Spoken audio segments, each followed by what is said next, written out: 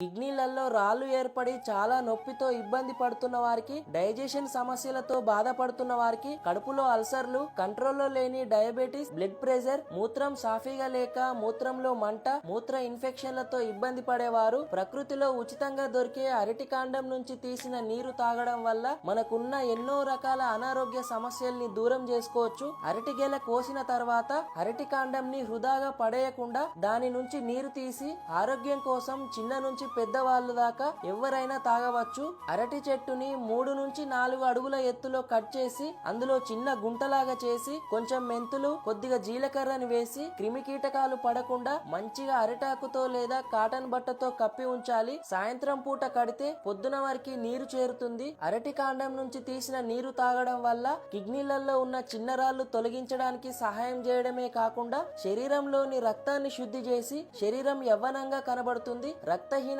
సమస్య తొలగుతుంది. ఈ నీటిని వడకట్టి 50 ml వరకు ప్రతి ఒక్కరూ తాగవచ్చు. అరటి చెట్లు ఎక్కువగా ఉండి అవకాశం ఉన్నవారు అరటి గెల కోసాక దాని కాండాన్ని కోసి దాని నుంచి వచ్చిన నీరు వారానికి ఒకసారి పరిగడుపున కుటుంబం మొత్తం తాగవచ్చు. అరటి కాడ నుంచి నీరు తీస్తారని ఈ నీటిని తాగడం వల్ల కిడ్నీలోని చిన్న చిన్న రాళ్లు తొలగించేందుకు ఎంతో సహాయం చేస్తుందని చాలా మందికి తెలియదు. ఈ వీడియోని షేర్ చేయండి. మరిన్ని మంచి హెల్త్ వీడియోల కోసం మన పేజ్ ని ఫాలో చేయండి.